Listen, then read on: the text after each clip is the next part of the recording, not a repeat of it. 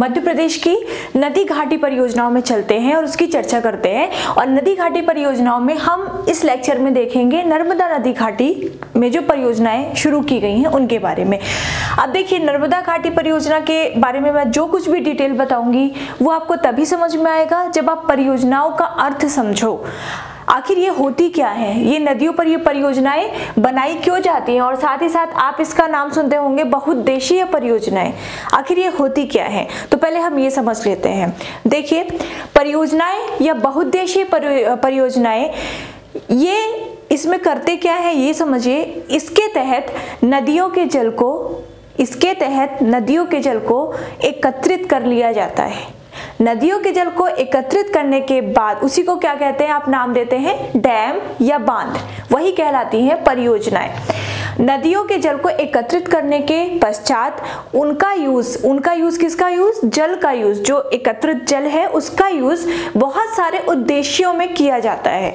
इसीलिए इस परियोजनाओं को आप या फिर किसी भी नदी की परियोजना को पढ़ोगे वहां पर आपको लिखा मिलेगा बहुउद्देशीय परियोजनाएं। इसका मतलब यही है, उस जल का उपयोग यूज जो होता है वो बहुत सारे उद्देश्यों के लिए किया जाता है। जैसे किसी भी सूखा ग्रस्त क्षेत्र में जल की आपूर्ति को, जल की उपलब्धता को सुनिश्चित कराने के लिए, साथ ही साथ सिंचाई की उचित व्यवस्था कराने के लिए, सिंचाई का उचित प्रबंधन कराने के लिए, है ना। साथ ही साथ जो ऐसे दूर दराज क्षेत्र होते हैं जहां पर पेयजल की जो उपलब्धता है वो नहीं हो पाती है, तो इस डैम के माध्यम से या इन परियोजनाओं के माध्यम से पेयजल की आपूर्ति भी बहुत ही उचित ढंग से कराई जाती है। और सबसे बड़ा जो इसका एक लाभ है वो ये है कि इस परियोजना के तहत ये सारे कार्य तो किए ही जाते हैं, चाहे वो सिंचाई की बात हो, चाहे वो सूखे क्षेत्रों में जल की आपूर्ति की बात हो, चाहे पेयजल की आपूर्ति की बात हो।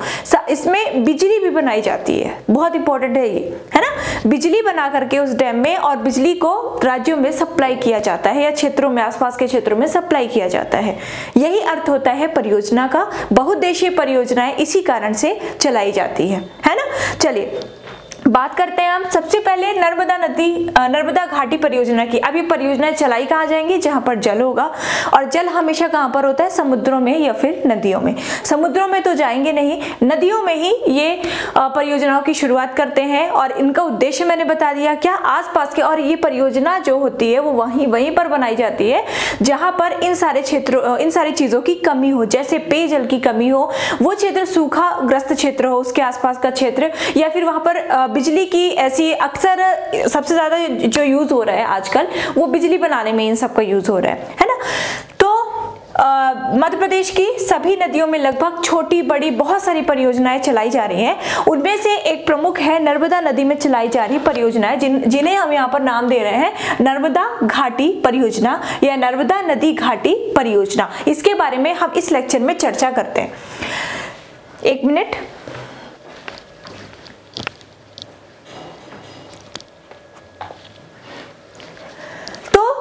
नर्मदा घाटी परियोजना के तहत सबसे पहले कुछ फैक्ट्स जान लीजिए जो कि आपके प्रारंभिक परीक्षा में बहुत ज्यादा इंपॉर्टेंट है। तो सबसे पहले देखिए, नर्मदा नियंत्रण प्राधिकरण की स्थापना, नोट करते चलेंगे। नर्मदा नियंत्रण प्राधिकरण की स्थापना कब की गई, ये की गई 1980 में। नर्मदा नियंत्रण प्राधिकरण की स्थापना की गई 1980 में। देखिए, नर्मदा नदी पर गुजरात मध्य प्रदेश का अक्सर विवाद चलता रहता है, उसके जल बंटवारे को लेकर, इसकी जो बिजली का उत्पादन होता है उसके बंटवारे को लेकर के, है ना। तो नर्मदा नियंत्रण प्राधिकरण की स्थापना की गई 1980 में। इसके बाद यह जो है हम एकदम करेक्ट बता रहे हैं, जो राज्य हैं, करेक्ट राज्य का मतलब है और राज्य भी इसमें आते हैं, उसके आसपास के और राज्य भी आते हैं, लेकिन अक्सर की हम बात कर रहे हैं कि इसमें जो भी परियोजनाएं चलाई जाती हैं, ज्यादातर परियोजनाएं मध्य प्रदेश, महाराष्ट्र और गुजरात की संयुक्त परियोजनाएं होती हैं। कोई भी परियोजना किसी भी राज्य में अगर चलाई जा रही है तो वो केवल उसी राज्य के लिए चलाई नहीं जाती है। उनका उद्देश्य होता है क्या, हर जिसको भी जरूरत है, जिस भी क्षेत्र को जरूरत है, चाहे वो सिंचाई की, चाहे पेयजल की, चाहे बिजली की, किसी भी राज्य को जरूरत है वहां पर वो चीज सप्लाई होती है। और बंटवारे जो अगर हम बिजली की बात करें तो बिजली का भी उचित बंटवारा कर दिया जाता है कि इतना % भाग ये राज्य लेगा, इतना % भाग ये राज्य लेगा। तो इसीलिए ये जो नर्मदा घाटी परियोजना है ये मध्य प्रदेश, महाराष्ट्र और गुजरात की संयुक्त परियोजना है। अब इस परियोजना के अंतर्गत जो सबसे बड़ी परियोजना है, नर्मदा नदी में जो बनाया गया सबसे बड़ा बांध हम कह सकते हैं, है ना। सबसे बड़ा जो बांध है, हम सबसे पहले उसकी चर्चा करेंगे। उसका नाम है सरदार सरोवर बांध। एकदम ध्यान से सुनिएगा, सरदार सरोवर बांध अभी हाल ही में चर्चा में भी रहा, इस कारण से ये फेमस हो जाता है। देखिए, नर्मदा नदी पे जो परियोजनाएं चलाई जा रही हैं, परियोजनाओं को चलाने का, बांधों को बनाने का कुछ लाभ भी है तो कुछ हानियां भी होती है ना। बांधों को बना लेने के बाद उसके आसपास के जो क्षेत्र होते हैं वो जल में मग्न हो जाते हैं, जल में डूब जाते हैं। इसी कारण नर्मदा को बचाने के लिए नर्मदा बचाओ नामक आंदोलन एक पर्यावरणविद मेधा पाटेकर ने चलाया, जो काफी समय से सक्रिय हैं, कई बार उन्हें जेल भी जाना पड़ा, है ना। और आज तक वो नर्मदा के लिए आंदोलन कर रही हैं। आंदोलन अक्सर आप देखते होंगे न्यूज में, जल समाधि ले लेती हैं, तो वो नर्मदा को ही बचाने के लिए कर रही है। नर्मदा को बचाने के लिए वो क्या कह रही है कि इन परियोजनाओं को ना बनाया जाए, या फिर परियोजनाएं हैं भी तो इतनी विशालकाय ना बनाया जाए। कहीं ना कहीं वो भी सही है, लेकिन जन कल्याण की दृष्टि से अगर देखा जाए तो ये परियोजनाएं भी सही है। सरदार सरोवर परियोजना की बात कर लेते हैं। देखिए, सरदार सरोवर परियोजना, इसकी परिकल्पना सबसे पहले की थी। नर्मदा नदी पर सरदार सरोवर बांध बनाना है, इसकी परिकल्पना, कोई बांध बनाना है, अभी सरदार सरोवर बांध नहीं बनाना, ठीक है, कोई बांध बनाना है, ऐसी परिकल्पना की थी सरदार वल्लभ भाई पटेल ने सन 1946 में। एकदम एक एक फैक्ट इसमें आप नोट करते चले जाएंगे। किसने की थी सबसे पहले इसकी परिकल्पना? सरदार पटेल ने की थी सन 1946 में। उसके बाद सरदार सरोवर परियोजना की नींव रखी 1961 में, 5 अप्रैल 1961 में। आई होप आपको दिख रहा होगा, 5 अप्रैल 1961 में जवाहरलाल नेहरू ने सरदार सरोवर परियोजना की नींव रखी थी, है ना। चूंकि इसकी परिकल्पना सरदार वल्लभ भाई पटेल ने की थी, इस कारण से इस परियोजना का नाम सरदार वल्लभ भाई पटेल के नाम से ही रख दिया गया, ठीक है। तो नींव किसने रखी थी? नींव रखी थी 1961 में 5 अप्रैल 1961 में जवाहरलाल नेहरू ने।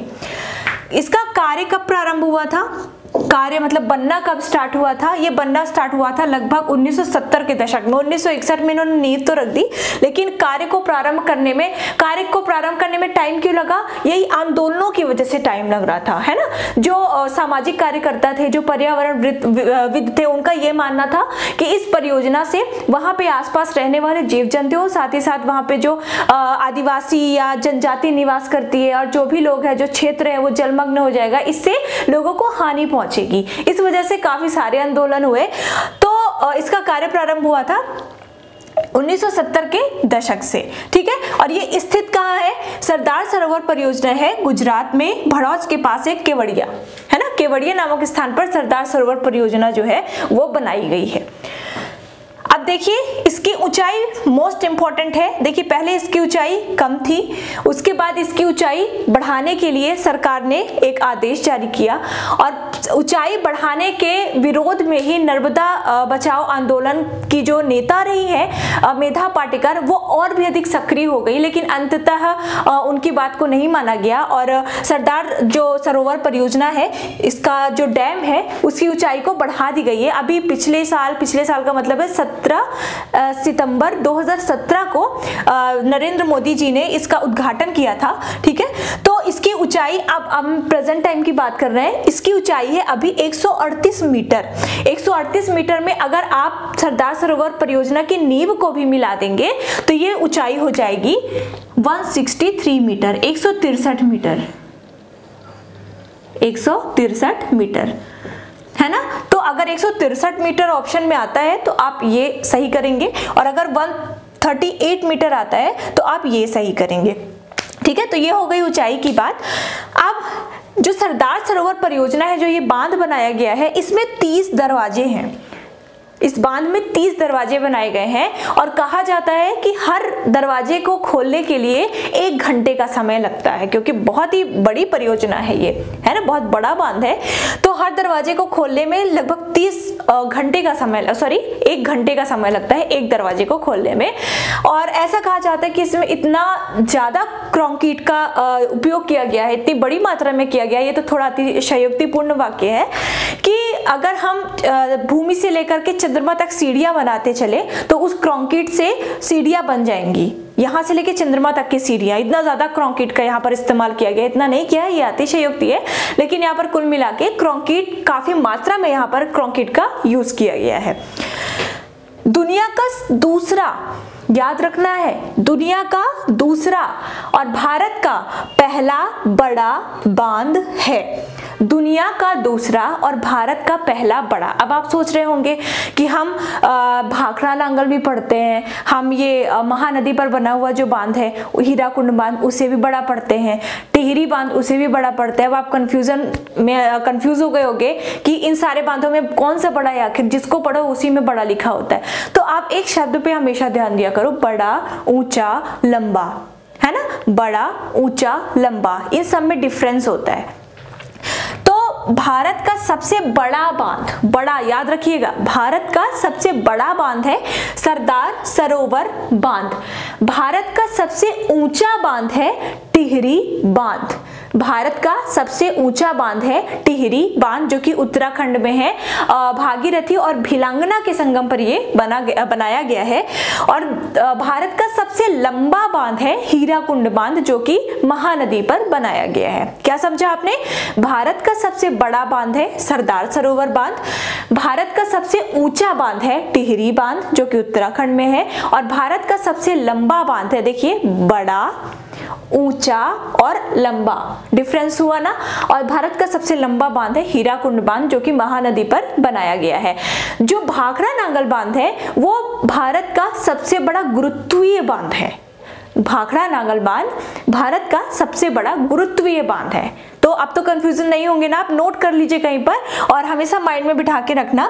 और देखिए सबसे बड़ी इसकी विशेषता क्या है कि दुनिया का दूसरा सबसे बड़ा बांध है। आप सोचिए, दुनिया का दूसरा सबसे बड़ा बांध है। दुनिया का जो सबसे बड़ा बांध है, जो फर्स्ट नंबर पे जो आता है, वो है ग्रैंड कैनियन। ग्रैंड कैनियन के बाद जो सबसे बड़ा बांध है दुनिया का, वो सरदार सरोवर बांध ही है, जो कि नर्मदा नदी पर बनाया गया है। ठीक है, तो ये हो गई इंपॉर्टेंट जानकारियां। उसके बाद जो ये सरदार सरोवर बांध बना है, इसमें मध्य प्रदेश, महाराष्ट्र, गुजरात और राजस्थान, मध्य प्रदेश, महाराष्ट्र, गुजरात और राजस्थान 4 राज्य लाभान्वित हो रहे हैं, है ना।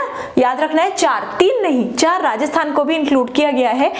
अब देखिए राजस्थान को क्यों इंक्लूड किया गया है, क्योंकि राजस्थान के कुछ क्षेत्र बहुत ही ज्यादा सूखा प्रभावित क्षेत्र थे। तो यहाँ पे राजस्थान में है बाड़मेर और एक जिला है जालौर। तो राजस्थान के बाड़मेर और जालौर जिले जो हैं वो सूखा प्रभावित क्षेत्र हैं काफी ज्यादा। तो इन क्षेत्रों को हरा भरा करने के लिए, सूखे से बचाने के लिए सरदार सरोवर परियोजना के तहत राजस्थान में भी जल दिया जा रहा है। इस जल की आपूर्ति राजस्थान के 2 जिलों में, याद रखना है, बाड़मेर और जालौर में की जा रही है। ठीक है, उसके बाद और 3 तो आप पहले से ही पढ़ रहे हो, तो 3 तो आपको पता ही होंगे। और उद्देश्य क्या है? उद्देश्य वही है जो हर परियोजना के होते हैं। कौन कौन से? पहला तो है सिंचाई, दूसरा है सूखे क्षेत्रों में जल की उपलब्धता को सुनिश्चित करना, तीसरा है पेयजल की आपूर्ति करना, और चौथा है बिजली बनाना, बिजली बना करके और राज्यों में उसका बंटवारा करना। अब देखिए, जो सिंचाई है, सिंचाई का सबसे ज्यादा जो लाभ है वो मिल रहा है गुजरात राज्य को। याद रखिएगा, सबसे ज्यादा सिंचाई के लिए जो जल जा रहा है वो जा रहा है गुजरात राज्य में। ठीक है, सूखे क्षेत्र के तहत मैंने बताया राजस्थान के 2 क्षेत्रों बाड़मेर और जालौर में जल को भेजा जा रहा है। पेयजल आपूर्ति ये भी राजस्थान में ही है लगभग, लेकिन ये लगभग सभी राज्यों में ये दी गई है। बिजली की बात आती है, बिजली से क्वेश्चन पूछे जाते हैं। जो बिजली बन रही है, बिजली बनाई जा रही है, बनाई जाएगी ऊंचाई बढ़ने के बाद, उसका 57%, बहुत इंपॉर्टेंट है चूंकि एमपी का क्वेश्चन बन जाता है, तो उसका 57% भाग, किसका, बिजली का 57% भाग मिलेगा एमपी को। बिजली की 57% भाग, बिजली का जो 57% भाग होगा वो मिलेगा मध्य प्रदेश को। 26% भाग जो होगा वो मिलेगा महाराष्ट्र को, 26 नहीं 27, ठीक है। 27% भाग मिलेगा महाराष्ट्र को और 16% जो भाग है वो मिलेगा गुजरात को। तो फर्स्ट नंबर पे बिजली के उपयोग करने में जो सबसे पहला जो राज्य होगा वो होगा मध्य प्रदेश। 57% इसको बिजली मिलेगी, ये पूछा जा सकता है। देखिए पीएससी का क्या ट्रेंड रहा है, अक्सर ऐसे क्वेश्चन, करंट के जो क्वेश्चन उठाता है वो 2 साल पहले से भी उठा लेता है, जो इंपॉर्टेंट चीजें हुई होती है वो 2 साल पहले से भी उठा लेता है, या 1.5 साल 2 साल 2.5 साल पहले से भी उठा लेता है ना। तो पिछले साल अगर ये नहीं पूछा गया होगा, मतलब 2018 में, तो ये आगे किसी भी एग्जाम में पूछा जा सकता है। इसलिए एमपी का तो बहुत ही जरूरी है कि आप याद रखो, ठीक है। तो इस तरह से हमारा खत्म हो जाता है सरदार सरोवर परियोजना। अब इसमें लागत क्या आई, ये सारी चीजें आपके एग्जाम में, तो ये सारी चीजें नहीं पूछना चाहिए, नहीं पूछी जाएंगी। जो इंपॉर्टेंट चीजें थी वो हमारी यहाँ पर कंप्लीट हो गई हैं। अब इसके बाद आते हैं नर्मदा नदी की दूसरी बड़ी परियोजना में। सबसे बड़ी परियोजना, देखिए क्वेश्चन मैं ये करवा लूं, मैं फिर आपको क्वेश्चन बताती हूँ। अब दूसरी जो परियोजना है, सबसे इंपॉर्टेंट परियोजना सरदार सरोवर के बाद, वो है इंदिरा गांधी सागर परियोजना, जो कि स्थित है खंडवा में। खंडवा कहाँ पर है, मध्य प्रदेश में, और स्थान कौन सा है ये, पुनासा। इसलिए इस परियोजना को पुनासा परियोजना या पुनासा बांध या पुनासा डैम भी कहा जाता है। पूछा जा सकता है पुनासा डैम का एक अन्य नाम क्या है, तो क्या है, इंदिरा गांधी सागर परियोजना या इंदिरा सागर परियोजना। ये परियोजना अभी तैयार नहीं हुई है, ये परियोजना भी निर्माण इसका हो रहा है अभी, ये निर्माणाधीन है अभी। इसकी नींव रखी थी 1984 में इंदिरा गांधी जी ने। 1984 में इंदिरा गांधी जी ने, शायद 1984 में इंदिरा गांधी जी की मृत्यु भी हुई थी, तो इसकी नींव रखी थी 1984 में इंदिरा गांधी जी में। अब इंदिरा सागर परियोजना का जो मेन पर्पस है, इसका जो मेन उद्देश्य है या इसका जो मेन महत्व है वो ये है कि इंदिरा सागर परियोजना के निर्माण हो जाने के पश्चात सरदार सरोवर परियोजना में, महेश्वर परियोजना में और ओमकारेश्वर परियोजना में जो जल की आपूर्ति है वो इसी से कराई जाएगी। आगे समझ में, सरदार सरोवर परियोजना ये वाली, महेश्वर परियोजना आगे पढ़ोगे, ओमकारेश्वर परियोजना आगे पढ़ोगे। इन तीनों परियोजनाओं, ये जो तीनों नर्मदा की प्रमुख परियोजनाओं हैं, परियोजनाएं हैं, इन तीनों परियोजनाओं में जो जल की आपूर्ति है ये किससे कराई जाएगी, इंदिरा सागर परियोजना के द्वारा ही कराई जाएगी। ये बहुत इंपॉर्टेंट इसके अंतर्गत लाइन है। अब मैंने आपको बताया था मध्य प्रदेश की सबसे बड़ी परियोजना या मध्य प्रदेश का सबसे बड़ा बांध कौन सा है, यही है इंदिरा सागर परियोजना या पुनासा डैम, खंडवा में है, जो कि नर्मदा नदी पर बनाया गया है। आगे समझ में। अब एक और प्रश्न का आप उत्तर देंगे कमेंट में कि मध्य प्रदेश का सबसे बड़ा तो आपने जान लिया, मध्य प्रदेश का सबसे लंबा बांध कौन सा है, ये मुझे आप आंसर करके बताएंगे, ठीक है। तो ये हो गया। इसके बाद आता है ओमकारेश्वर परियोजना। इन सारी परियोजनाओं में से एक परियोजना गुजरात में स्थित है, बाकी की 3 जो परियोजनाएं आपके सामने लिखी हुई है ये मध्य प्रदेश के अंतर्गत है। जो ये ओमकारेश्वर परियोजना है इसके अंतर्गत बस आप केवल इतना जानो ये है कहाँ, तो ओमकारेश्वर कहाँ पर है, ये है खंडवा में स्थित मांधाता द्वीप में। तो ये आप देख सकते हैं मांधाता गांव में स्थित है ओमकारेश्वर परियोजना। वही ओमकारेश्वर के नाम पर ही यहाँ पे जो परियोजना बनाई गई है इसका नामकरण किया गया है। उसके बाद महेश्वर परियोजना। महेश्वर परियोजना भी अभी कंप्लीट नहीं हुई है, इसका भी निर्माण कार्य अभी चल रहा है। और महेश्वर तो आपको पता ही है, महेश्वर परियोजना धार खरगोन दोनों में आता है महेश्वर, और ये शायद धार वाले इलाके में महेश्वर परियोजना बनाई जा रही है, ठीक है। तो ये हो गई इंपॉर्टेंट नर्मदा नदी पर जो भी बहुत ज्यादा इंपॉर्टेंट परियोजनाएं चल रही हैं उनके बारे में ये हो गया डिटेल।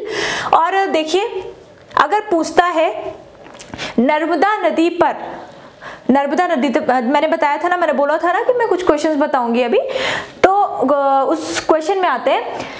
अगर आपके एग्जाम में आता है कि नर्मदा नदी पर सबसे बड़ी परियोजना कौन सी चल रही है, नर्मदा नदी पर सबसे बड़ी परियोजना कौन सी चल रही है? तो आप क्या बोलोगे? आप बोलोगे सरदार सरोवर परियोजना। यहाँ पे एमपी का नाम नहीं लिया है उसने, यहाँ पे केवल उसने नदी का नाम लिया है ना? तो आपका आंसर हो जाएगा सरदार सरोवर परियोजना। अगर वो यह कहता है कि नर्मदा नदी पर मध्य प्रदेश में सबसे बड़ी कौन सी परियोजना चलाई जा रही है? नर्मदा नदी पर मध्य प्रदेश में, मध्य प्रदेश का नाम आ गया, जैसे ही मध्य प्रदेश का नाम आएगा वैसे ही आपका आंसर चेंज हो जाएगा और ये हो जाएगा इंदिरा सागर परियोजना, क्योंकि सरदार सरोवर परियोजना तो अपने एमपी में है नहीं, ये है गुजरात में। तो मध्य प्रदेश में अगर नर्मदा पर पूछा जाएगा कि सबसे बड़ी परियोजना कौन सी है, तो वो हो जाएगी इंदिरा सागर परियोजना। और इंदिरा सागर परियोजना मध्य प्रदेश के अंतर्गत ना केवल नर्मदा नदी की सबसे बड़ी परियोजना है, बल्कि ये ऑल एमपी की, ये अगर हम संपूर्ण एमपी की बात करें तो ये पूरे एमपी की सबसे बड़ी परियोजना है। ठीक है, तो आपको समझ में आ गया, परियोजनाओं के उद्देश्य आपको समझ में आ गए होंगे। जो भी डाउट हो आप मुझे कमेंट बॉक्स में कमेंट करके पूछ सकते हैं। और सरदार सरोवर परियोजना बहुत इंपॉर्टेंट है, इसकी एक एक लाइन आपको रट लेनी है, याद कर लेनी है। और इसके अलावा भी अगर आपको कोई फैक्ट आपको मिलते हैं तो वो भी आप अपने जहाँ पे भी आप लिख रहे हो या फिर आप याद कर रहे हो तो उसमें आप कलेक्ट करते चलोगे या फिर उसको ऐड करते हुए चलोगे। ठीक है, तो ये हो गई आपकी नर्मदा नदी घाटी की परियोजनाएं। अब अगले लेक्चर में हम बात करेंगे चंबल नदी की परियोजनाएं और फिर उसके बाद का जो हमारा लेक्चर होगा उसमें मैं सारी परियोजनाओं को एक साथ कर दूंगी। देखिए, जो परियोजनाएं हैं ये सिंचाई में पढ़ा जाता है, जब हमारा सिंचाई का टॉपिक आएगा तब हम इसे पढ़ते, लेकिन जब हम सिंचाई में पहुंचते और सिंचाई में आपको परियोजनाएं बताते तो आपको भूल जाता कि आपने पढ़ा क्या था, है ना। अगर आपको नदियां याद नहीं होंगी तो आपको परियोजनाएं कैसे याद होंगी, इसीलिए मैंने नदियों के साथ ही परियोजनाओं का भी जिक्र कर दिया है, आप अच्छे से पढ़ लेंगे। वीडियो पसंद आए तो एक लाइक जरूर दे देना, एक व्यक्ति एक ही लाइक दे पाएगा, वरना मैं तो ढेर सारे मांग लेती। तो एक लाइक दे देना। अगर आप मेरे वीडियो को पहली बार देख रहे हो तो वीडियो को सब्सक्राइब करने के साथ साथ बेल आइकन को प्रेस कर देना, ताकि मेरे लेटेस्ट वीडियो की नोटिफिकेशन आपको मिल सके और आप जल्दी से जल्दी हर चीजों को पढ़ सको। Thank you very much, best of luck.